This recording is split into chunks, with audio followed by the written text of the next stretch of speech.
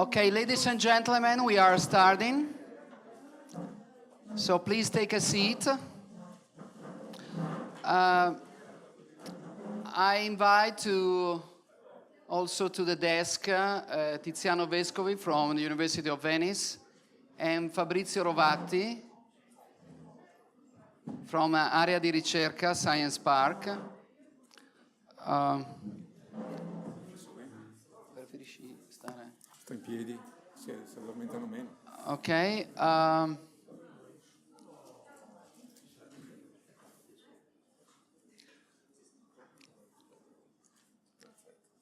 So please, Fabrizio, come over here. Tiziano Vescovi is a colleague of mine from the University of Venice Foscari.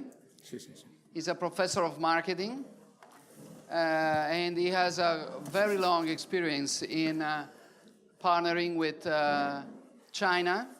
He's leading many different initiatives and projects related to this country, and so I give him the floor to share with us his very rich experience. Thank you, Andrea. Good afternoon. And, well, the presentation was too big, and I hope the result will be enough good. And first of all, I want to tell you what is IMALab. IMALab is a research laboratory that we developed in 2012, and linking management and cultural studies. The situation in Venice is this: we have the most important department in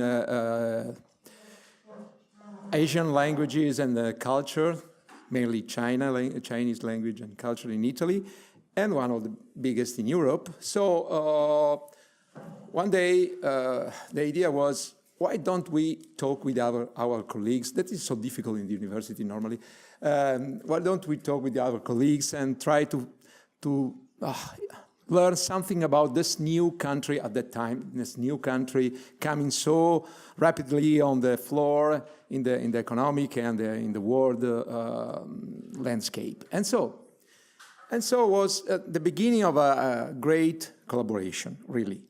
At the end of this, we create this kind of laboratory, including colleagues from the cultural studies, but also other colleagues from other universities in Italy, and not only in Italy, but mainly in Italy, from Trieste, from Firenze, Macerata, Modena, Sassari, and Bergamo University, that they are interested in China. And so we try to collect everyone just to share the knowledge, share the opinions and the discussion and so on. One output of this laboratory was at the end of 3 years ago, a new Master of Science course in language and management to China that we have at the University of Foscari. That is for people knowing Chinese language, and they want to improve their management knowledge. And so at the end of this course, we have students that have the second level, knowing something about management and the Chinese culture. That is the most important part. This course was so successful that we had 200 applications, and now we reduce everything to a certain number that is 70. Otherwise, it's possible just to teach that. Coming from all over Italy, of course. This course is in English and Chinese. Well, Foscari has the biggest student community in China, around 400 every year, because of the language, mainly. And now also we have some agreements just to send some students from the management courses and from management degrees. I want to reassure Alberto di Minin because I was 4 times in Chongqing. And it's an experience anyway, because Chongqing is not Shanghai, it's just China. While Shanghai just like New York is for the United States, is another city, is another country, and Shanghai is another country compared to China. It's the international city and so different. But anyway, is a gate to China. And at the moment, my university is collaborating very strictly with the Suzhou University, that is in Suzhou, just because there's a story about Suzhou. Suzhou is the twin city with Venice, and this was the first Chinese city to be twinned with a Western city 40 years ago.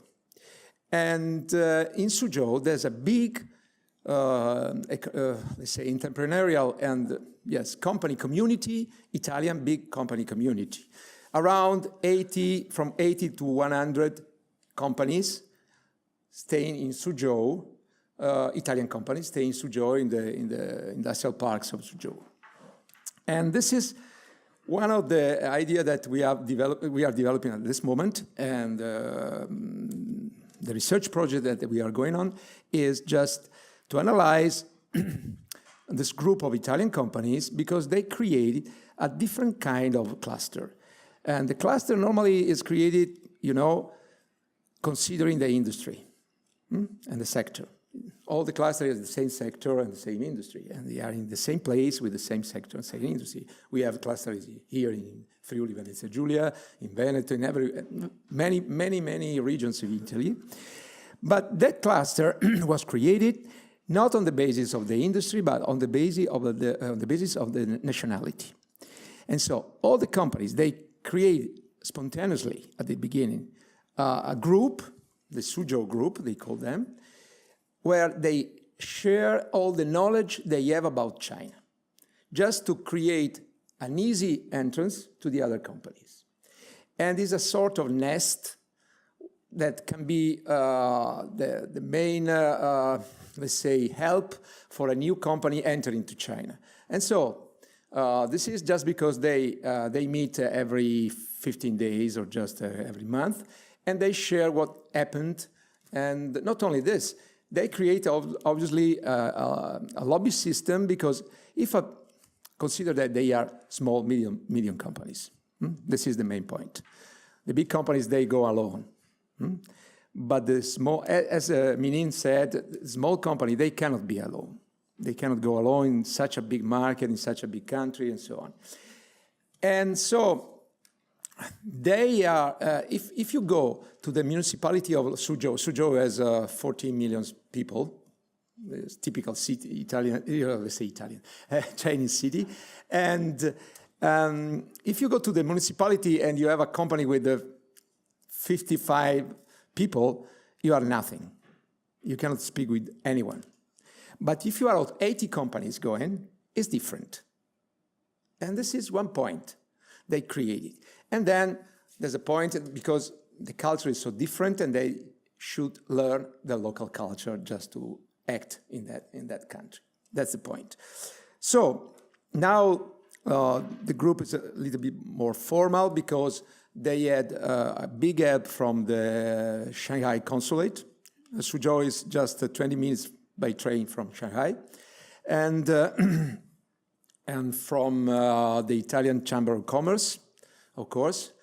And this is a typical, let's say, unique at the moment that I saw, cluster formed by nationality in a, let's say, difficult country to know, just because the culture is so different. And should be one best practice to be enlarged to other countries and to other companies in other cities. Okay, this is the first point I want to tell you. The second point is incubators and startups.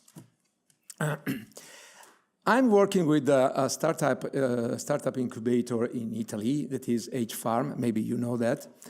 And because they have a project that they call Marco Polo. Every project to China is called Marco Polo. Obviously, mainly in Veneto, but in every... Marco Polo is just... Marco Polo was in Suzhou as well, anyway.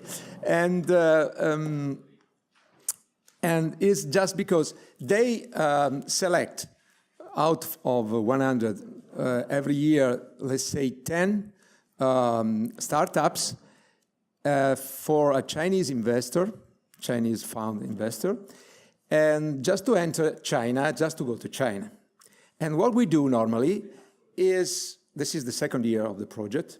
The first year we met 10 companies, this year also other 10 companies. It's just to introduce them to China, not from a macroeconomic point of view, that is investments, GDP, and so on, because you can find everything looking at the internet, and you have a lot of information about that. But just from a micro point of view, that is how to behave, what can I expect, and so on, as a little company in China. And this is the first part of our lecture. The second part is just to coach each company for, let's say, half a day, talking about the specific market, the specific ideal product they have, and so on, how can be accepted and adapted to China, okay? That is not the same thing. We were speaking with Andrea just a few minutes ago about the fact that the main problem, and this is really the main problem, is a cultural problem. And that's why we are just so involved in having the help of our colleagues and also our Chinese colleagues, just to understand the culture. Because if you don't understand the culture, you act in an ethnocentric way. Strategically, I'm not thinking about personal behavior. I'm thinking about the strategy of the company. And the strategy of the company is so affected by the ethnocentricity that you make a lot of mistakes entering in a different culture country. This is China, but this is the same with Korea, Japan, different culture in a way. And for this reason, it's why I teach cross-cultural marketing. That is my favorite matter, just because you have a lot of things to understand. I don't want to start with the Dolce & Gabbana effect that happened just a few days ago, but it's a typical ignorance about the culture. And this is what you never have to do, never. This is.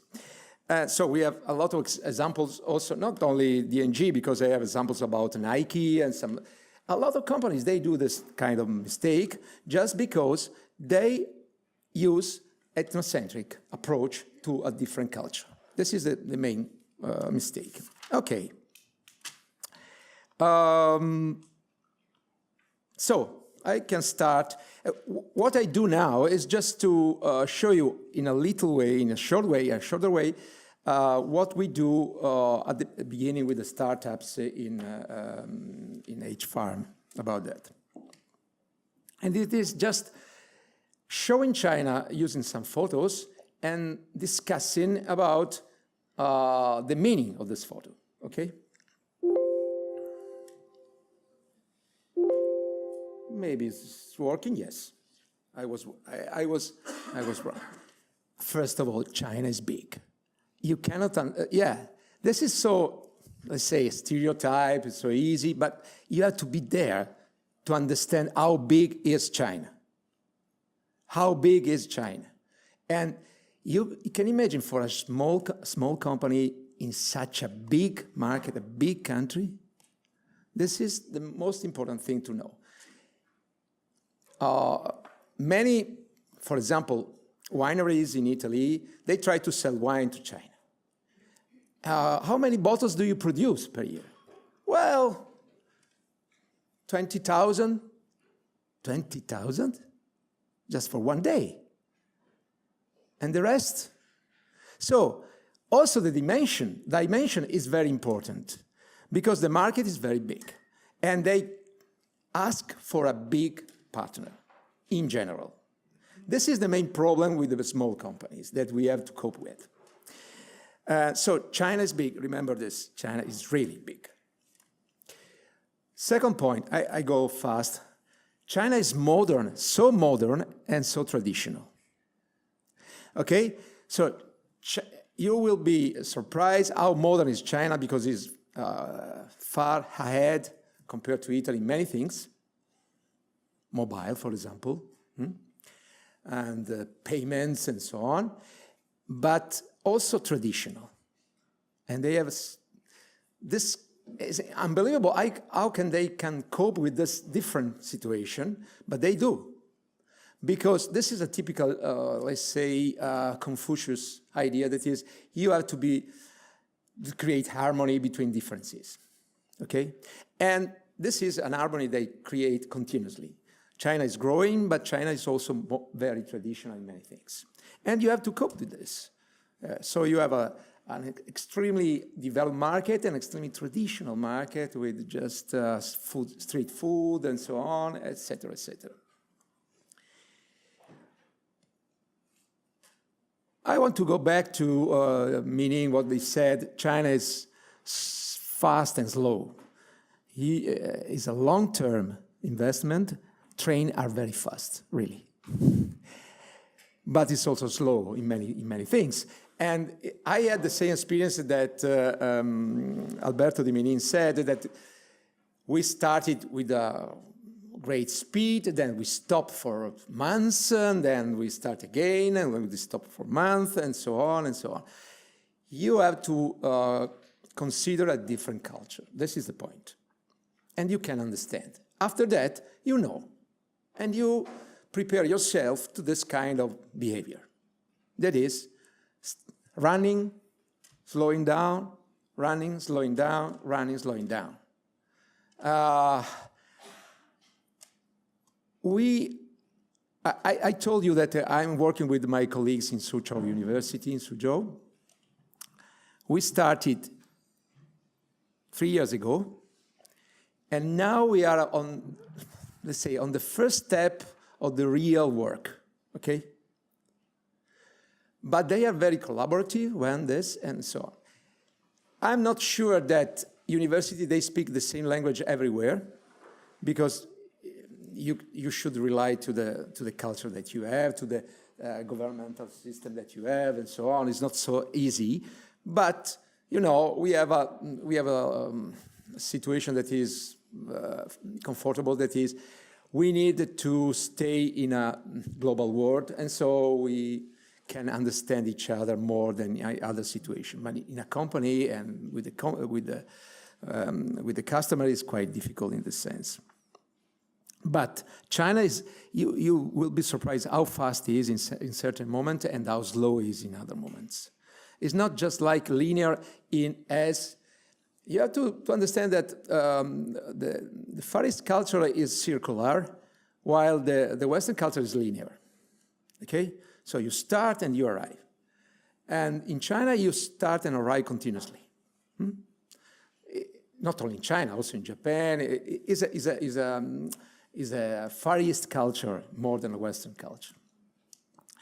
And so time has a totally different perception. And, but anyway, we are not so far from, I think that our German colleagues or Swiss colleagues, they are in a worse situation because they are so linear and planning everything and so on. While we are not so linear, we are more confused people, but more flexible. And so with China, it's easier just to be in this way. And another point, very important point, don't look only on the differences, but try to find the commonalities. This is the only way just to create a partnership. What is similar to me? How I'm similar to you? Every time I go to China, my Chinese colleagues told me, oh, you are Italian. We Chinese and Italian are so similar. And I say, oh my God, I didn't realize this. But then they say, okay, we love the family, we love to eat, and so on. There are many similar things, and you have to base your partnership on what is similar if you want to grow up with a partner. Otherwise, you say, oh, this is different, they are different, it's different, and this is not a good way just to approach the partnership, and you need partnership if you go to China, for sure. You cannot be alone anyway. You need probably a Chinese partner, And this is a big problem because Chinese culture, this is Confucian culture, is first relationship, then business. While hard Western culture is first business, then maybe relationship. And this is a big problem. You need 2 years just to become, let's say, friend, or just with a rich relationship with your partner, and then you start to talk about business. Otherwise, you have a sort of opportunistic behavior. And it's not good. But if you know that Mianze is most important thing, so you don't have to lose the face with your friend. This is one of the most important things. But if you're not friend, yeah, I can lose the face. This is the point. So partnership means relationship, and relationship means time. So look for what is common. And the only place in the world where in the restaurant there's a big noise is China and Italy. Okay? This is the point every time. And so I feel at home when I enter in a Chinese restaurant, okay? Because there's the family, as a thing, everyone is screaming and so on, okay? It's the same in Italy. If you go in Finland, it's different. No one is talking, everyone is eating and so on. Because another common thing is that we want to share.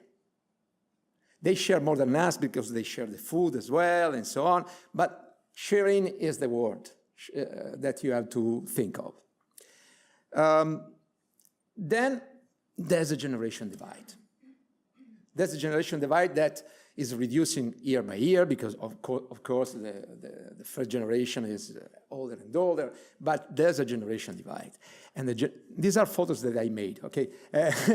The generation divide is because the new Chinese generation is, say, not only millennials, but the X generation, X generation, Y generation. They are really, let's say, global, many times more than their fathers and grandfathers anyway. And it's a great divide that is just like China is modern and China is traditional. So, and you can mirror this on the generation gap.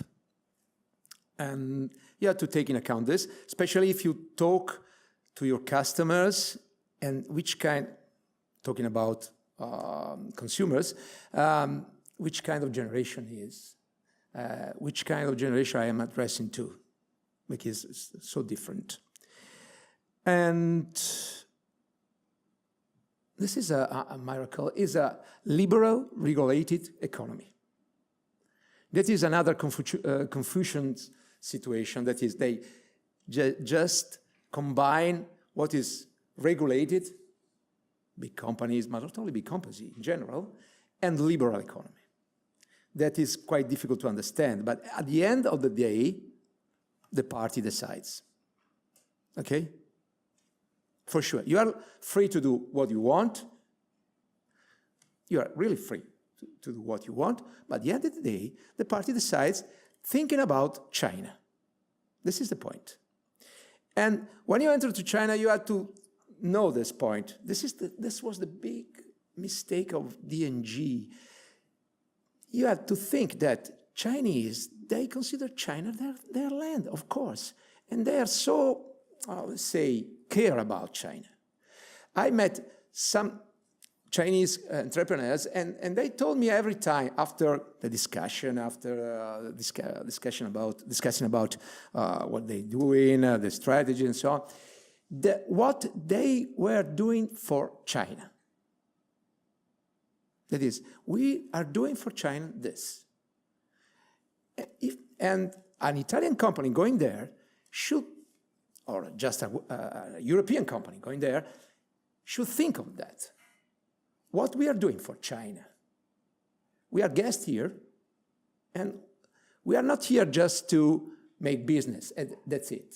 But we are here because this is the culture. We need to make business. We want to make business, but also do something for China.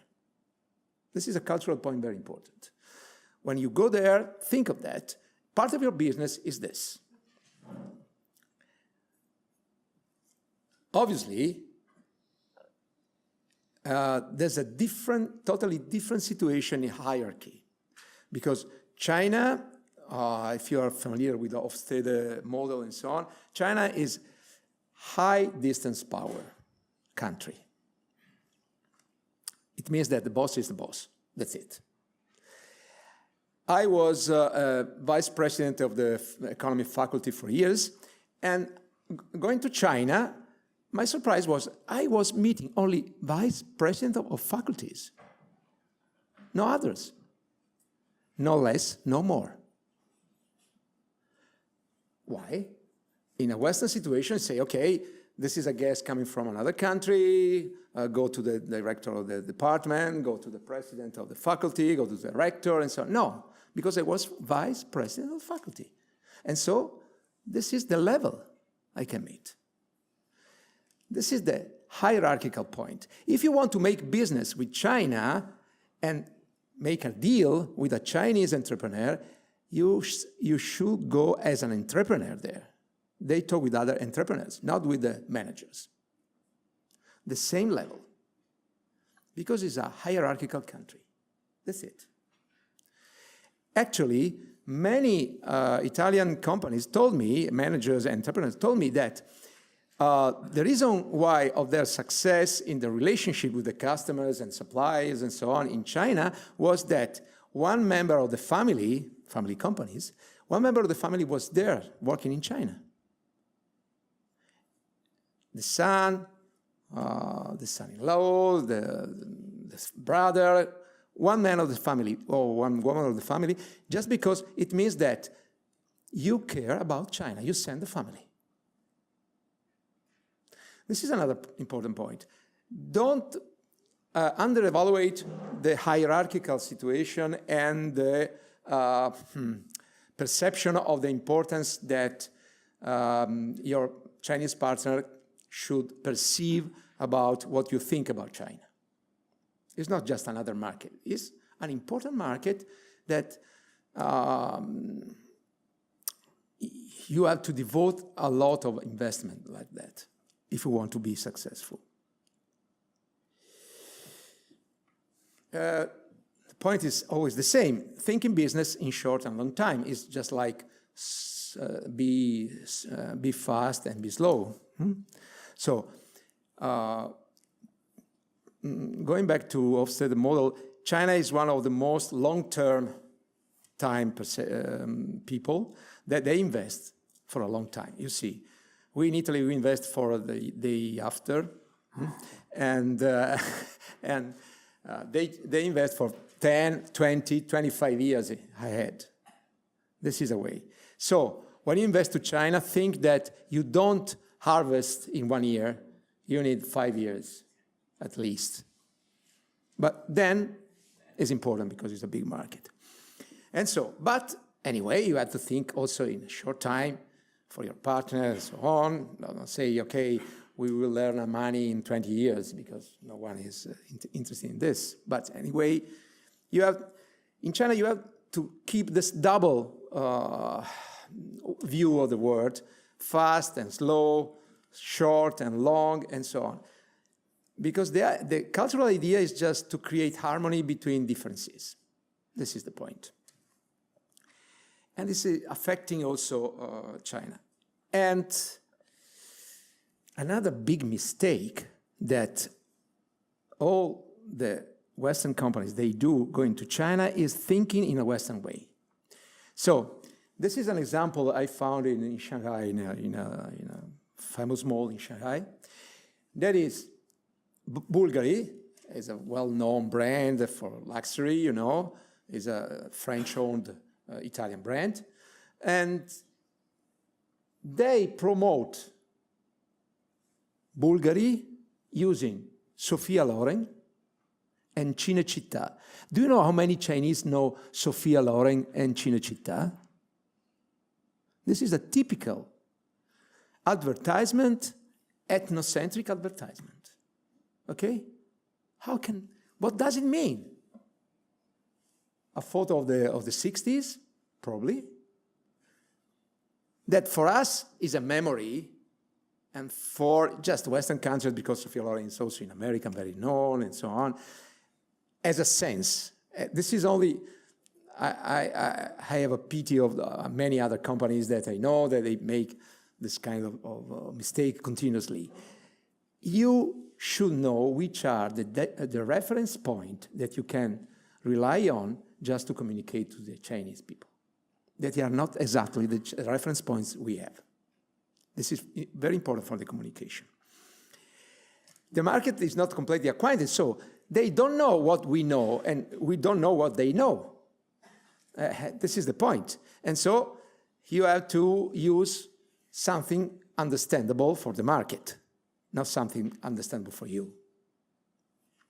This is the first lesson in the communication course, but no one respects it.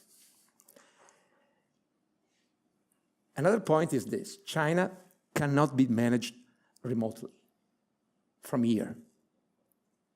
Okay? This is another typical mistake made by Italian companies. I see probably also other European companies. That is, they try to manage China with an importer.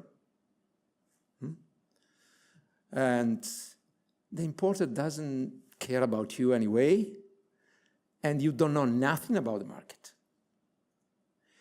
You have to be there. Just one person, two persons. It's not important to have 200 persons there, but just one or two persons, especially for small companies, this is. I have many examples. I cannot say the name of the companies, but they increase dramatically the sales after sending one person staying there just to collaborate with the importer. Because otherwise, you know, we are a little country far away. And there are many, many other countries far away. And we are treated as all the other European countries. That is, you are not happy with me, okay, I have another one, no problem. And you need just to understand this market because it's culturally different. And so a person there is so important, really important. This is an investment for a small company, I can understand, but absolutely necessary. And then China is mobile, totally mobile. More and more than all the Western countries. Totally mobile. They pay mobile. I am the only person probably in Shanghai paying with the cash because I don't have an account over there, and so I pay with the cash, and they will look at me as, oh, such an old person with the old cash and so on, because they pay with a smartphone, everything, everywhere, and everything is mobile. And if you want to enter to China, you cannot ignore the mobile system, the e-commerce, and what is mobile. And it's different in mobile because they don't use WhatsApp, they don't use YouTube, and so on. They have their own media, that is WeChat mainly, and then, okay, Alibaba, what do you want? Alipay and WeChat Pay is the two main forms to pay everything, from the newspaper to the car. Okay, this is the point. And you are really surprised to know how advanced they are in mobile, because they jump directly to mobile. They don't pass all the steps that we had to pass in Europe, step by step, coming from the cash to the mobile money and so on. So, at the end, everything is possible, nothing is easy. This was one thing that told a colleague of mine, expert of China, well, he's an American, but he's so funny, and he say, everything is possible, nothing is easy. Okay, so be prepared to go to China. Thank you. Stay here, Tiziano, because probably there are questions. There are, of course. Please.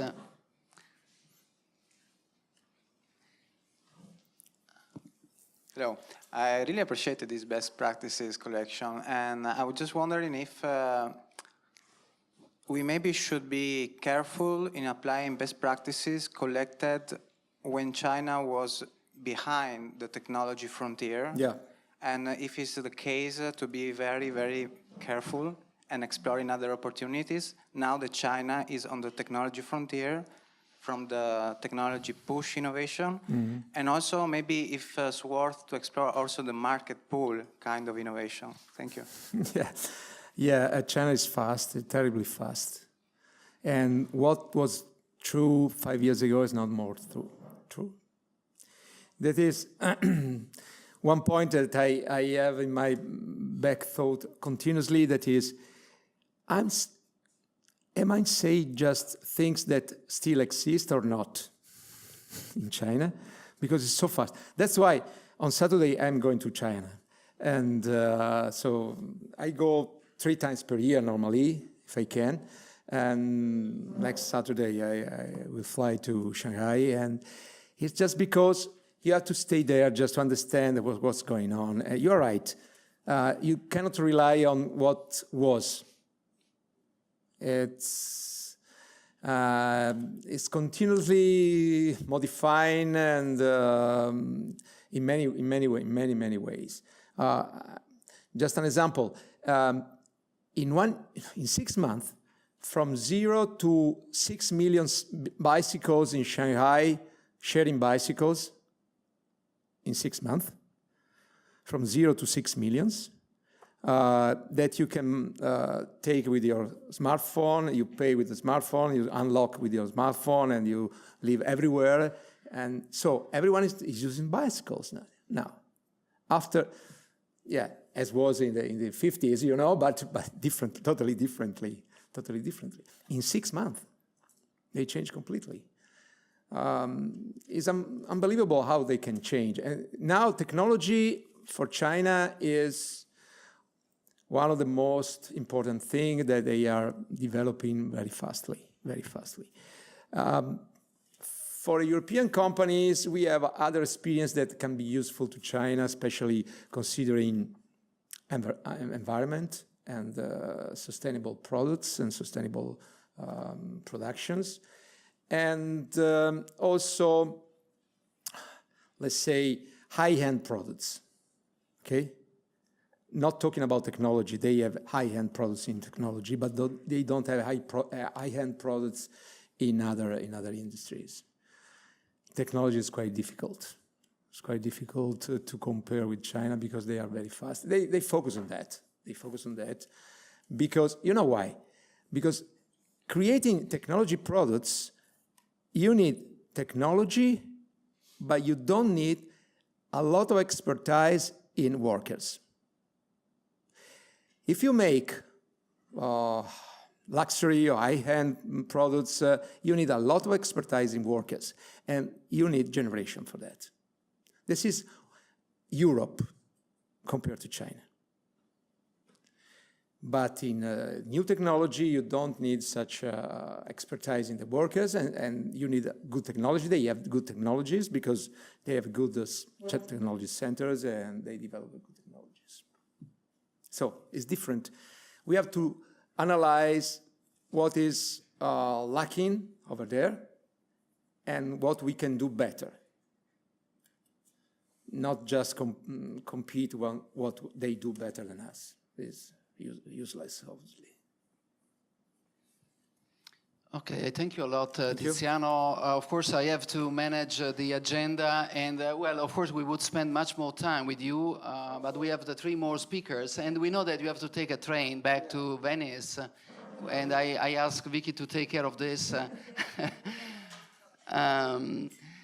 So now I'm expected to manage again 3 speakers, of which only one is physically present, which is Fabrizio, which I will use for a long time now, because I prefer, if you don't mind, to meet the promise with Reg to call him in San Francisco. And I also invite here Alex, who has made it possible to interact with Reg. Reg is an entrepreneur who is doing business, how can I say, the proposition is it with, from, between, I don't, China. So perhaps you may say something about him, and then we can, in the meantime, we can also try and get in contact with him. Yeah, thanks, Andrea. So yeah, I got to know Reg a couple of months ago in Ljubljana, because apparently he just got married, and I know there some things were happening, and he liked Ljubljana, so he bought a flat there. And then it turned out that, of course, the guy is a pretty much experienced startup entrepreneur, but also he has experiences in accelerators and generally in just working with startups in Silicon Valley. So he knows Silicon Valley very well. That's actually the reason why he's not here with us today. He had to go there. But after working in Silicon Valley, he, like many people here today, discovered that China is interesting. It's a place to be. And, you know, he went there. And I think he especially spent quite a lot of time in Shenzhen and doing, you know, connections and, I would say, entrepreneurship connected to the China, to this part of China. And it seems that he has established there a lot of connections that could be very, very interesting for scaling up startups. Because I do believe, and I think Reg would agree there, that startups are a little bit different than typical companies. And for that reason, Silicon Valley and China are two places where startups actually should go if they really want to grow. So the discussion today, hopefully, is going to be about, well, similarities and differences, but also advice on how to use Chinese market to grow your company. If you're a startup, you have a company with a lot of growth potential. Please come over here. We can call him.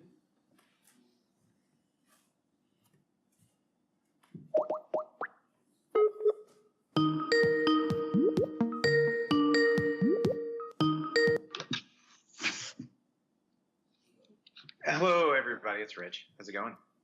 Hi, Reg. Can you hear us? Yes. So, hi, Reg. This is Alesh and another 50 people or so. So, good morning. So, yeah, we are here in Trieste, MIB School of Management, and we just listened to several very interesting speakers about how to do business in China. How to do business in China, I would say, from SMEs and larger companies, and not only about the potential, but also differences and similarities with Chinese market. What we would like to talk with you now is actually about your experiences with startups and China. So, being an entrepreneur and being a person who is very knowledgeable about startups and scaling up businesses, I would maybe ask you first, what kind of differences and similarities do you see between, Silicon Valley and China? We spent an awful lot of time there, and we raised money from Tsinghua University. So a lot of our work was focused on region by region, Dongguan versus Foshan. The thing that was fascinating to me is, and it was early days, we were actually helping with this coordination. On a regional level, we've seen a significant amount of focus on certain startups in certain regions. And building real, domain expertise, which for me was one of the most fascinating differences in this work between the U.S. and everywhere else. In the U.S., a lot of things organically grow. It's like, if you want an entertainment startup, you go to L.A. If you want like a hard technology startup, you go to like Palo Alto. If you want something more light on the apps, it's just there are different regions that organically grew. China has specifically Tsinghua, and do you guys know who Tsinghua University is? Sorry, I don't know if many people know in the room. They are. They do know. I think they mostly know. Great. Well, they were my investor, and a lot of their focus was really creating this like regional intelligence and working locally to grow up, different startups. There's a lot of competition there. Now, American startups are very, very different versus a lot of the startups around the world, I think, primarily because one, they tend to be full of a lot of diversity.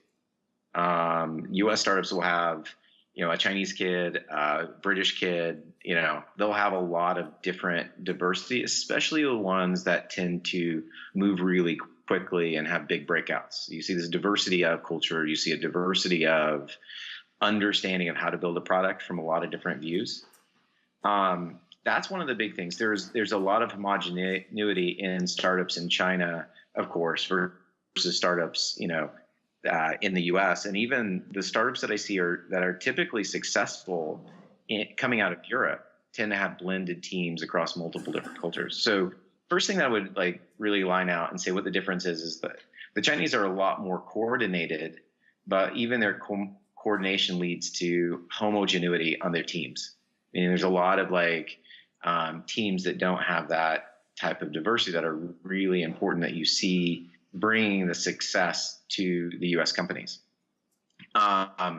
You look at something like Google or something like Facebook. There's a lot of those teams would have a diversity of immigrants. It'll be Europeans on it. You're like, wait, how do we create European startups? A lot of times they're just identified as American because there'll be one American on the team, right, or two Americans on the team. Like my current startup is there.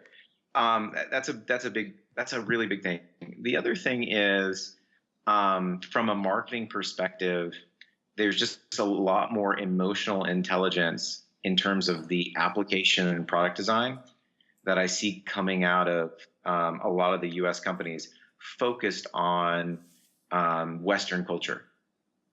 So, in China, they read differently. Their letter, everything is different. How they look at user base and everything. It's fascinating that apps like WeChat and WeChat Pay and all these other companies could blow up so huge, but yet without US design. So you do see a significant amount of end user design that is different. User experience and engagement is different from startup to startup, from the US to China, and it's really hard to bridge those gaps. And so, go ahead, Alesh. There's just a couple of things. I can keep going if you want to drill down.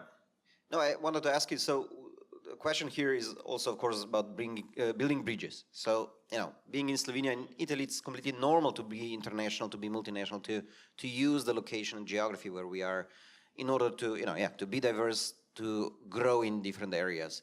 Do you think that this is something that Chinese are interested in? So do you think that because of this diversity in Europe, Chinese startups or maybe even investors would be interested in learning or coming here and using this for also their advantage? Is this something of interest to them? I think that there's a story that could be told that would be very interesting. That's part of why I moved to Europe, because a lot of the U.S. funding for project work has been dried up with a lot of the spats, and so I saw that about a year ago. We raised half of our money, but as soon as Donald Trump was elected, the other half went in limbo for about 6 months. And so from that kind of stuff, you see a lot of pullback of investment in the U.S., and they need to put that money because they still need to achieve those same economic growth rates. And so there's actually a desire to invest money to grow economic development back into the mainland in the Europe. There's plans, there's whole teams out there, there's business development groups that are specifically focused because there's a huge value. And the value is your engineering talent. The value is, a lot of the hard science, the hard math. So you guys have a huge advantage in that sense of how they perceive Europe. They perceive you guys as good engineers, good AI engineers, things like that. There's a lot of there's a little over self-conscious about their ability to develop technology. They still think they copy everything, and that's not really true if you see a lot of the new applications coming out of China. Look, especially with what's happened with their IP stuff, they've gone a long way in trying to allow people to be comfortable with sharing IP in China. They've really, really tried.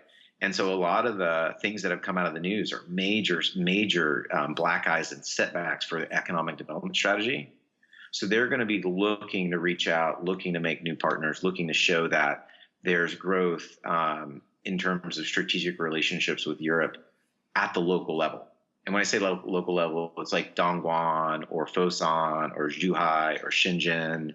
Anything within the Pearl River Delta right now they're wanting a significant amount of international collaboration.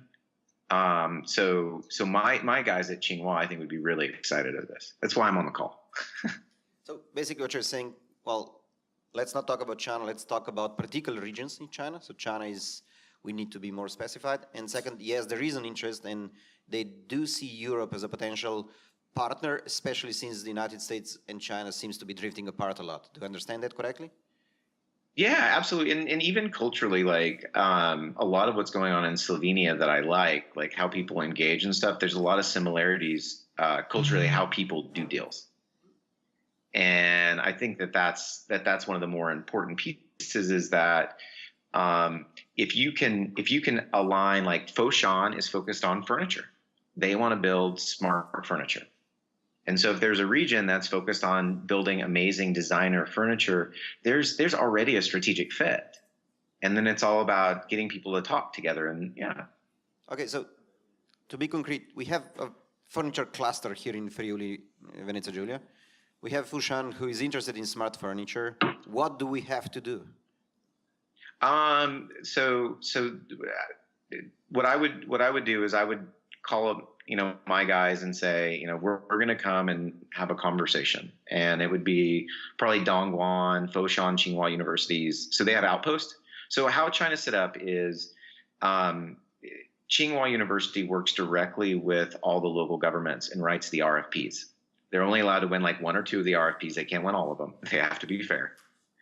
And the RFP talks about how to build a soft landing center, how to build these development, how to allocate the budget for finance. All that stuff comes through those meetings with Tsinghua University. So we make a direct connection. We write about, these are all the values that we feel are a strategic fit in the region.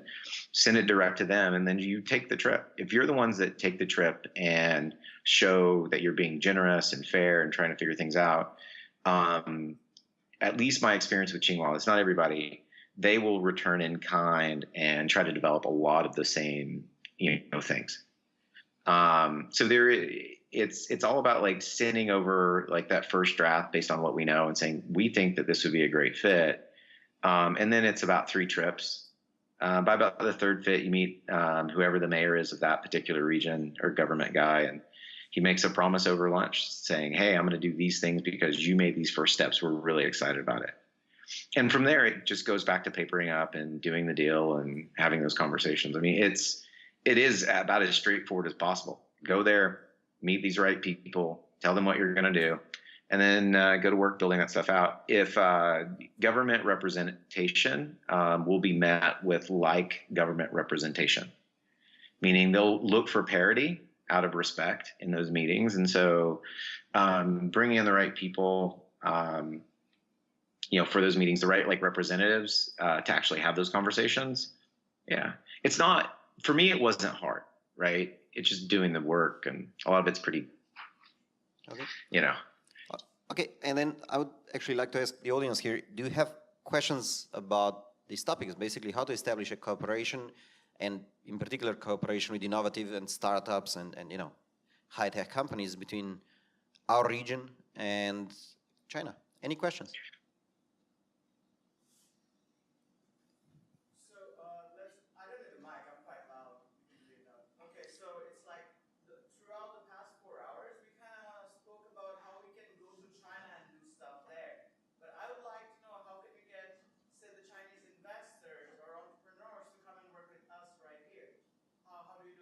Okay, so to repeat the question, the question is, how do we also facilitate the other way around? How do we attract Chinese startups to come to Europe, Chinese investors to invest into startups here? I think in the dynamic, everybody wants like, their thing, right? It's like, hey, we need investors. Hey, we need this here. With China, I feel like if you make the first step and show that you're really serious and show the talent, they return in kind, right? And so it's when you sit down and you talk to them, you invite them over. You bring the gift, you show up, you invite them to come back, and they're like, okay, yeah. And they'll have people specifically dedicated to certain parts of Europe. And those people will meet if everything looks really good, and that government representative will look good, be treated well. And remember, this is their bosses, right? And it makes them look good. Then, yeah, they're going to bring that over. They're going to pull those things together. Specific investment, you need to find those specific Chinese investors that would be really relevant to the region, to all those different pieces. And then you have to articulate advantage, right? What is the advantage that we have? How are we going to be easier to do business? How are we going to create a pathway where it's very easy to create a JV between a China company in Europe?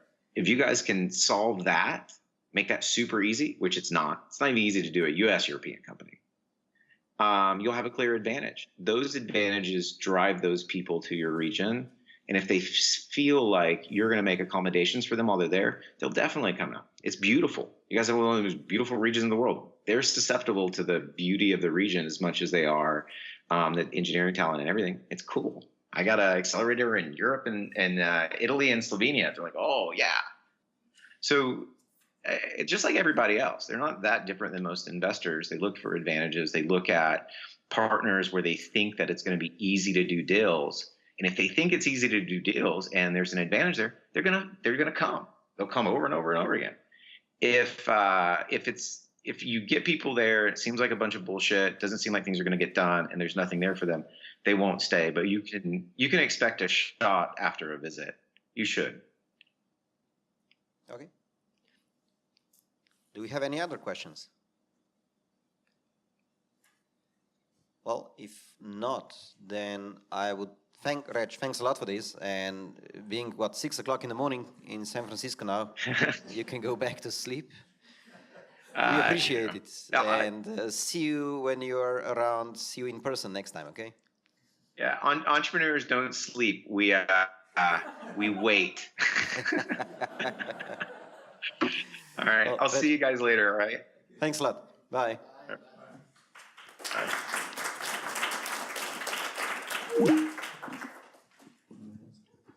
Okay, thank you, Alex, for conducting the interview.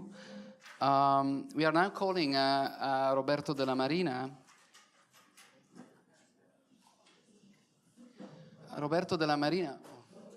Bye, Tiziano. Have a good trip to China.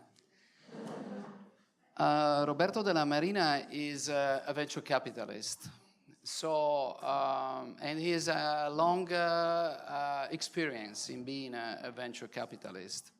So we can ask Roberto what his views are on investing in a startup whose target market is China, or how a venture capitalist can support a business plan having China as a target market.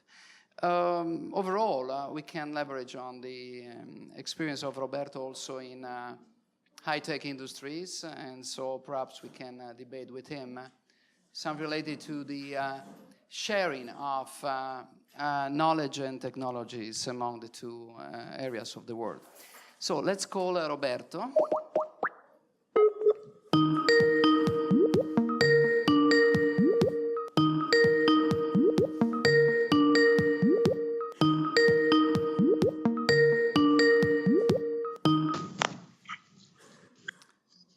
Roberto, hi. Nice to meet you. How are you?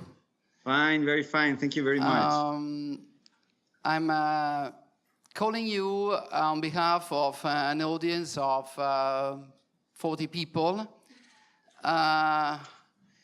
We have passed together the last 3 hours debating about the new Silk Road, starting from the flows of people, then following with the flows of merchandise, and then scientific knowledge. And lately, we have focused on entrepreneurial projects and business ideas. I've already introduced yourself to the audience by saying that you have a long experience as a venture capitalist. So you are the one with the money. And so I'm asking you as just to break the ice. How do you see, I mean, this interest to the Chinese market? First of all, how would you invest? Would you support a startup targeting as a main market China? And which concerns would you have? The answer of your question is definitely yes. But to some extent, I would go further. For this simple fact of numbers, of amount of money, which is somehow poured into the system in the Chinese, let's say, financial community. I give you a couple of figures of merit. Last year, the overall venture capital market worldwide encountered of around $170 billion. And this year, third quarter 2011, we already got $183 billion of investments, with still a quarter to go, okay? Out of this $183 billion, 70 are in China. So they are encountering more than 40% of total activity in venture capital worldwide. And they raised in 10 years from 4% to 42%. So is overwhelming, the rate at which they are growing. Now, as far as the venture capital activities, is close to 1.5% GDP, okay? So in 10 years, they moved the equilibrium of finance through instruments, financial instruments, to support startups, support growth, and especially scale up of startups. And that's very interesting. The first, I would say, message I would like to drive here to your community. If I'm looking to the let's say the distribution of the money invested in venture capital deals, let's say last year, just to have a figure of merit, the percentage of amount of money in later stage of China with Chinese money was clearly polarized on later stage. So after round B, round B, round D, round C, round D. So larger deals, less deals, but larger. And so this is a first tremendous opportunity. You can incredibly well develop your company where technology, you feel more confident in a cultural way, but also on a technological point of view. And you develop your business and you start to raise first money. As far as, for example, my fund, we are the first tech transfer fund dedicated in Italy, okay? There are many, we are not the only one, but there are many. But the problem we have historically, in Italy especially, but Europe is it's a bit better, are later stage VC round. We are not speaking about private equity. We are speaking about high risk, scaling up, cash negative company, okay? So clearly, the amount of money China has, from a governmental point of view, poured into the system of startup and scale up is blasted among us, okay? But it's not just money. They are more and more deregulated, the system in China. So in order to facilitate the growth and the establishment of new company, and especially since 2000 and after 2008, I remember correctly, it was 2010, in which they, from the governmental point of view, strategically, they stated the massive startup opportunity as a line of development of their economy. So clearly they are focusing on that. So the possibility to scaling up companies in a relatively homogeneous market, but enormous, 3 times Europe and US as far as the population, okay, together. And there are two other interesting, let's say, feature of this market.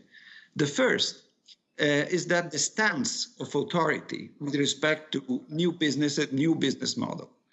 They are letting much easily to develop new business models and at the end intervene if some problem occurs.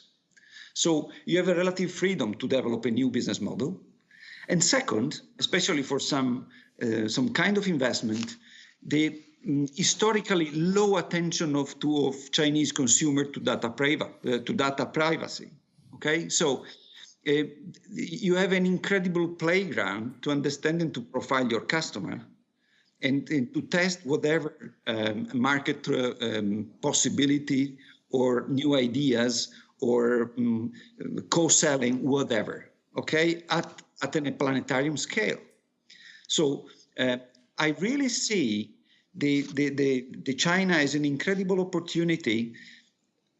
I would not already say that there's a clear opportunity and alternative to US or let's say at a smaller scale UK, but as far as the size of the market, as far as the finance availability, governmental and non-governmental, in China today there are 1,900 venture capital funds. Okay, so we are speaking at a different scale. And there is another interesting feature is that the different attitude Chinese has in venture capital deals abroad. So, for example, with respect to Americans, they are putting a lot of money in order to somehow propagate a system they developed. Look, for example, to Amazon in India. They put $5 billion in Amazon to develop Amazon in India. Chinese put $3 billion in Flipkart, an Indian company, to develop the Indian market. So there is a kind of I would say, cultural way to develop the American culture with respect to I let the company develop in their own market, and then we have a soft influence on that, or at least a financial control. So that's a different attitude, and may be certain interest in certain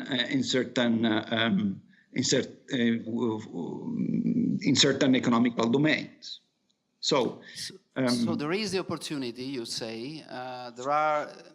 There is money available, money that can come from Europe, from the US, but also from China to support our startups and move and, capture these,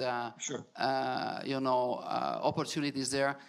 But you are also very deep, you have also deep knowledge about what our entrepreneurs are like.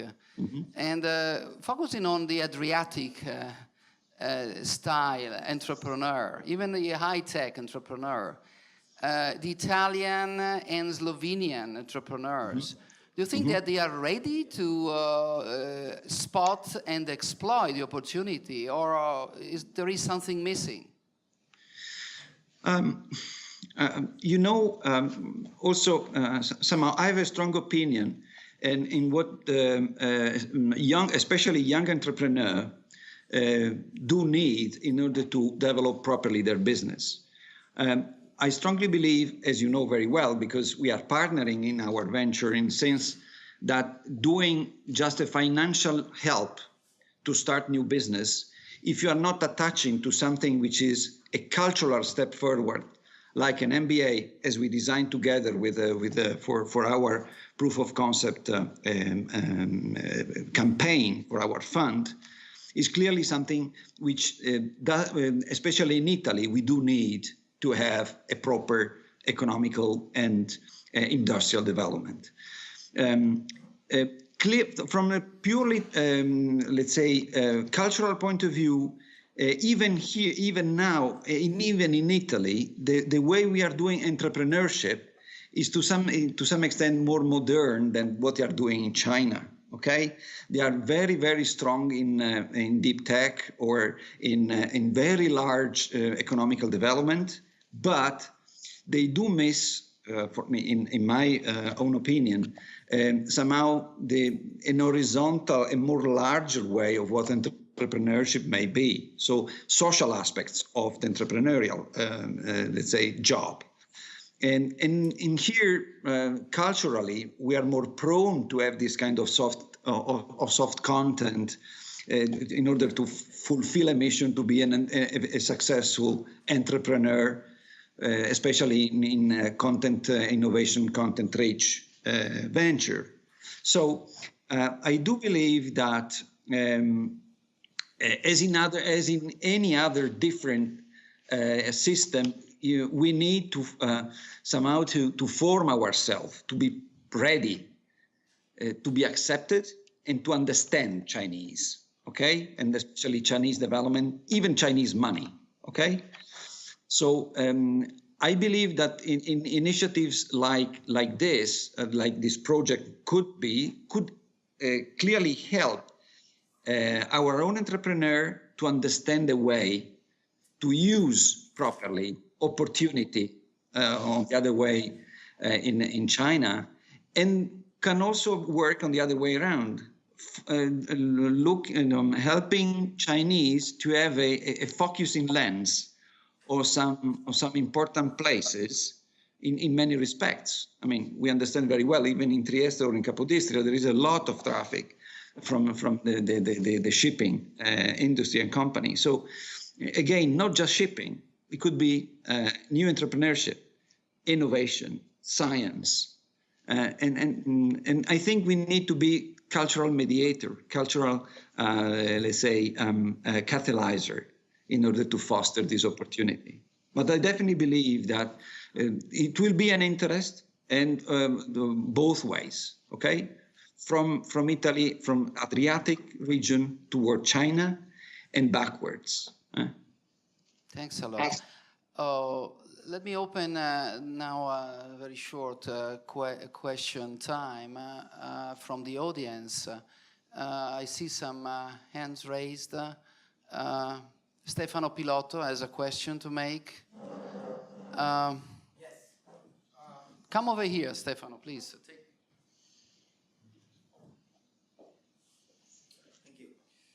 Roberto da Marina, thank you very much for your speech. Pleasure. I don't know where are you now and which is the time. I don't know if I have to say good afternoon or good evening, whatever.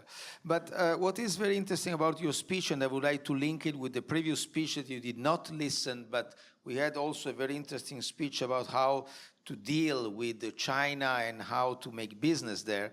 I would like to know more about the control. So, as you know, China is an open market, right? So we can start up with new companies, but do you feel there is a control of the public administration on what you do? Are you completely free to do whatever you like? Because the previous speaker was saying, yeah, you are free, but at the very end, there is the party that controls and takes the best solution for China. And what is your feeling about that? Do you think that when you take a decision, you take an initiative in China, and are you completely free? Thank you for the question. I have a limited experience, a direct experience with the Chinese development. I mean, the most recent one was trying to develop let's say, a company from the market point of view in China, because we understood that developing in US or in Europe was, from the point of view of regulation, much tougher. Okay, and for many reasons. Not the last was kind of a US embargo for some technologies. We understood that China would have been an incredible opportunity to develop a new concept of a surgical robot. Okay, so one thing which is clear, that the policy since 10 years more or less, the policy of the Chinese government is to deregulate as much as possible. But you have close to 2 billion people country, and with a very strong autonomy of the regions and cities, let's say, of large cities. And the two concepts are now melting all together. And clearly, it is not homogeneous to some extent. You need to have a Chinese partner there, no matter. I mean, it's clearly you have to. And I don't exclude that you be to somehow controlled of what you are doing, okay? But it depends what you are doing there. For example, in our case, we decided to get the strategic development in Italy and scaling up all the production, all the distribution, and the landing market would have been China, okay? So in this situation, the strategically sensitive stuff would have been kept within a, let's say, better regulated or supposedly less controlled environment, and using the incredible volano of the Chinese market. Okay, so at the end of the day, yes, you will be controlled, but I don't believe that the control US, for example, is already doing and is actually even strengthening would be so worse. So yeah, perfectly. My question was not only on the government, but if you go to China, you have success, you make a huge amount of money, then can you do whatever you want with this money? Can you take it back to Europe and open another activity and change activity? Or do you have binding conditions and you have to partly reinvest this part of money on the Chinese market? Frankly, I don't know. To be very honest, I don't know. What I'm to partially answer your question, I would somehow mention something. The Hong Kong Stock Exchange a few months ago just changed the way you can somehow file for an IPO of cash negative company, which actually was forbidden before. Okay, so you can get to the stock market and with a very high evaluation, pre-money so-called, as compared with the US or Europe, even if you are EBITDA negative. Okay, so let me make an example: pharma company or some social or digital company. Many of those, if not all of those, are cash negative or are EBITDA negative, let's say. So they are not making any profit at all. But they are growing very fast, okay? So they changed the regulation to do a fast way to get access to a free market, to be honest, free market. And so, and then you can move wherever. It's not, you are not bound to stay in China, okay? But of course, this may be relevant if you are developing a business which will be quoted and may become public. Maybe not the case for everybody. Okay, so I don't think I have a straight answer to your question. Unfortunately, some bits and pieces I'm somehow helping also my conviction that it is China is an opportunity more than a threat. Not yet black and white, of course, but. Thank you very much, Roberto. We are sort of constrained with the time. We would like continue this conversation, but for the time being, we thank you again. Looking forward to meeting you in person. Okay. Thank you Promise very much. for the next time. Thank you. Okay. So thank you very much. Bye bye. Pleasure. Thank you. Bye.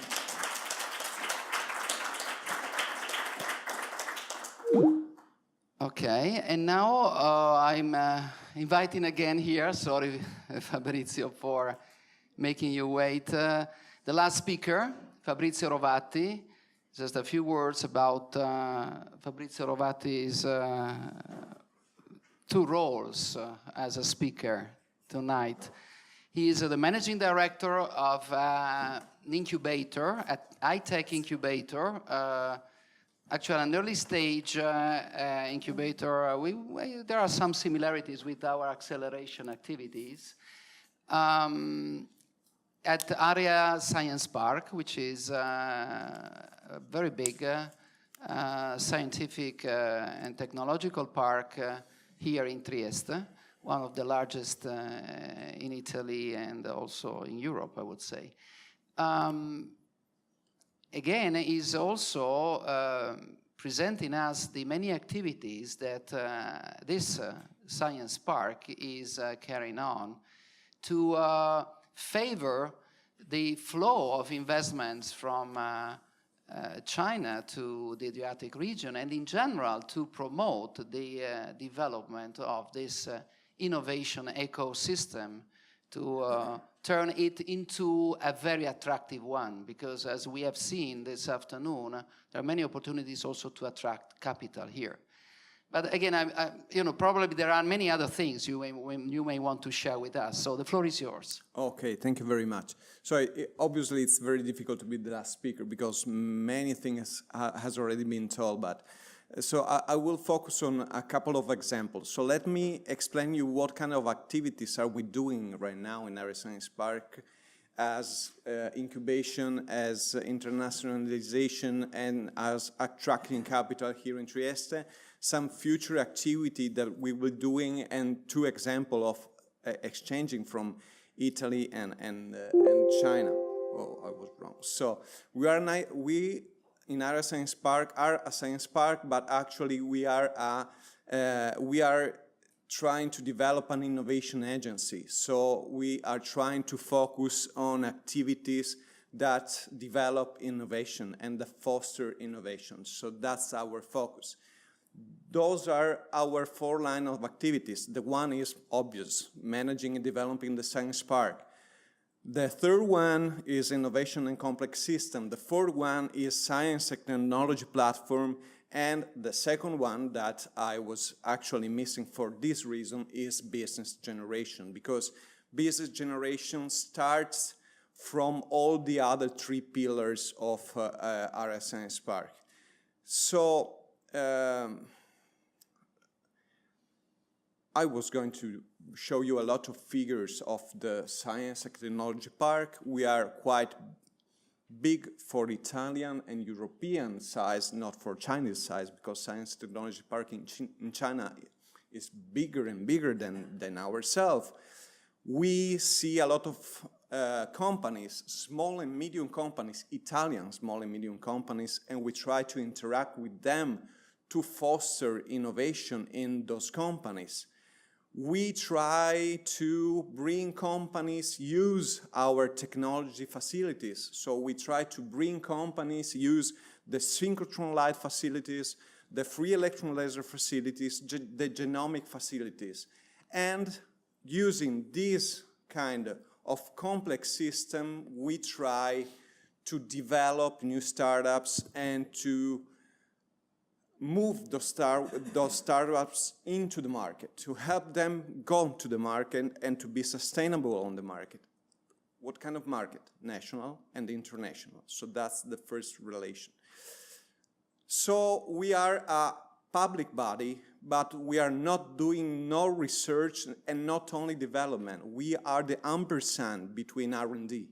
That's our mission, to facilitate the transition from the research side to the development side, to the market side, and to understand what's needed on the market, trying to address some research and application from research. This is the new evolution of our 4 pillar, the Argo system. Why? Because we understand that, okay, we have a certain critical mass, but actually it's very important for us to interconnect with other people, to interconnect with other person, company, research center in our territory that are doing a lot of nice things, but if we are doing these things together in an organized and synergistic way, we can get a step forward. We would like to optimize our asset, our and of the territory, so the technology, digitalization, higher education. If we try to systemize and to interconnect all these assets, we will have a step forward. And we want to put in place an hub and spoke model in order to accelerate these performances. So this was a step forward for us because two ministry and the region understand that this was a nice way to foster innovation, not by ourselves, but with a lot of partners, and we built this Argo system. Oh, now I realize that the system Argo is quite Italian, sorry for this one. These four assets actually are an evolution of the four pillars that I was referring to you before. So the park, business generation, innovation and complex system, and technology platform in Argo are becoming these kind of things. And this is where the interconnection starts. So I'm the last speaker, so I will go directly to a couple of examples. Let's speak about Industrial Innovation Harbor. First thing, gate for the new Silk Road. Okay, that's the topic. So perfect. So we can forget all the other slides and focus on this example. So let me get back on this. The green one, Industrial Innovation Harbor, is attracting new companies in Italy and new investment from outside into Italy, inbound. Industry platform for FVG is, technology platform is attracting talents. Industry platform for FVG is trying to manage the complexity and to digitalize and to make other companies come in Italy and bring the frontier of research and development in digitalization. And High Impact Net is about outbound, so managing the incubator and fostering the startups of all the territory to go abroad. So let's get back on the first point on this slide. Gate for the new Silk Road. We have a harbor in Trieste. We have a strong harbor, but there are a lot of harbors around all Europe, around Italy. So why Trieste? Because here in Trieste there is a strong logistics infrastructure and there is a strong connection with the research world. So there are a lot of people doing high research here and high innovation.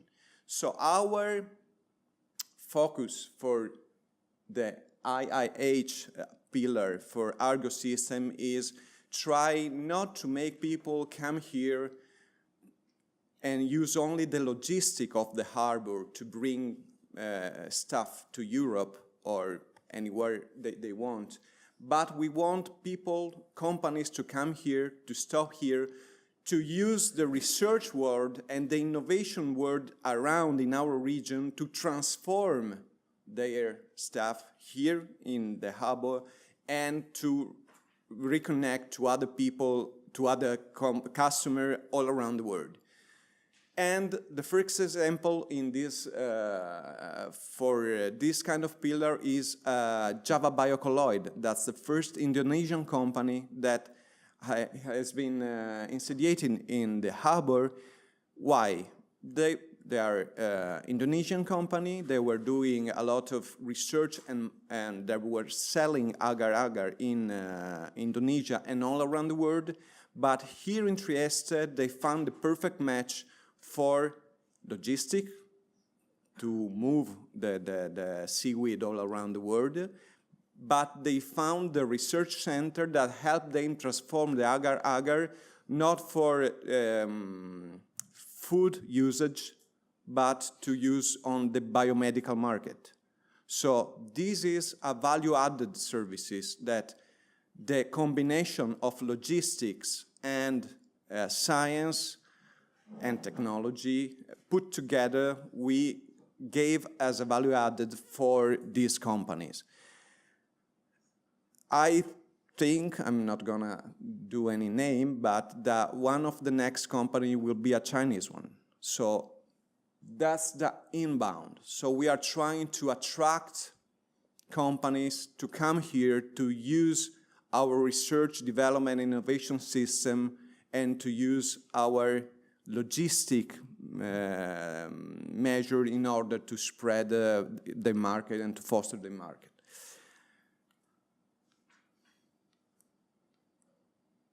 I will skip this one and let's get back to the startups, because the startups are one of the other key elements of the talk today. So let's speak about startups. Okay, startups has to go international. They are not gonna go in China alone, but we discussed a lot of this. It was one of my points. I will not get back on this because they told you a lot of things about this topic. Let's see the inbound of this of the startup world, because Chinese people are investing a lot in Europe and in this very moment are investing a lot in Italy. We have 2 startups with Chinese investors that come here with a new program for the government that's called Visa Startups. So Chinese people are, it's more easy for them to come here and to invest in any of our startups in order to foster both the startups and both their businesses.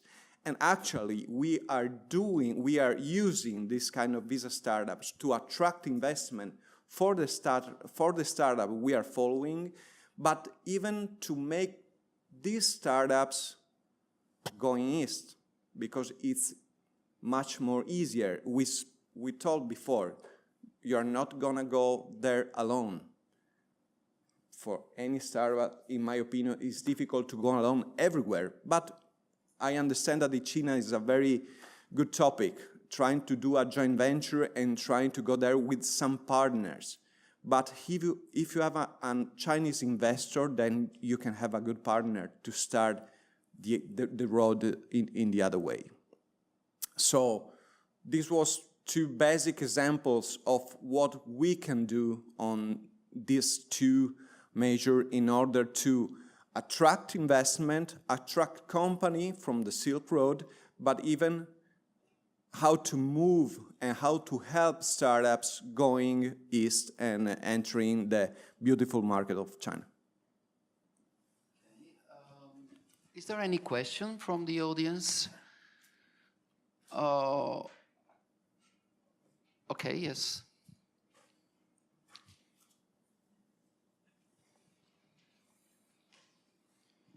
Hello. Referring to the previous speech of Vittorio Torbianelli, I really liked when he spoke about one very important topic, which is the standardization of the new technologies. Specifically, he was referring to the blockchain. And I'm asking you if you see any opportunity for Trieste and for Area Science Park to be a value creator for the entire world, I would say, in establishing the best standards for the new technologies that are coming, for example, along the Silk Road. Vittorio before was speaking about the blockchains, and yes, we have this very brand new technology, but we have to choose which is the standard that is going to be applied through different sports, cities, and so on. So I think that Trieste could really add a great value. If you can give us your opinion on this. I think that Trieste can say a lot of things about standardization of technology, but at the same time, I think that I'm ambitious, but not that much. So I mean, it's standardization. You can not do that alone. You can have strong partnership all around Europe to build good standards in any technology. So blockchain is one of the last one, but it's not the only one on which you can really standardize and get a step forward on that. Obviously, we can play a role, but we should focus on creating a network on that specific technology in order to help other people create a standard with us. So we have I think that in our innovation ecosystem, in our region actually, in our innovation ecosystem, we, let me get back on a previous slide. So let's speak about the industry platform for FVG. We are speaking about digitalization, we are speaking about standardization of certain type of technology, and this actually is a public-private partnership in order to address some topic of digitalization in our region. So from passing to, let's speak with other 23 partners, private companies and public bodies, in order to have a common control center, the hub, and some node on the territories, in order for any companies that have a problem to enter one node. The node referred to the hub, understand the problem, and that the other nodes, with their competencies and skill, help these small companies to solve the problem, is one of the things we are doing right now in our region. And this model, hub and spoke with public-private partnership, can be exported in other regions and all the nation actually. But passing from this model to a standardization of technologies means that you have to move this hub and spoke model at least to European level, if not even bigger, if you're talking about standardization, right? So we can do that, but it's not tomorrow morning, and I think that it must be very clear from the beginning which kind of technology you are addressing. So that's... Another point, my idea was that we have a huge knowledge spillover effect thanks to the ICTP, the researchers of the Erasmus Park, and so on. So maybe, specifically for example, the blockchain technology, using this knowledge spillover of scientists, we can use science and Yeah. also business partnership as a main driver to impose the standard. Okay, I got this, but in my opinion, this is my own personal opinion, that okay, in Trieste we have 34 people out of 1,000 people working that are doing research. In our region, there are about, let's say, 19, if I'm not wrong. It's 18 point something, 19. 19 out of 1,000. These numbers are really similar to the Silicon Valley one, or it's very high percentage of people doing research. So there is a lot of concentration of science.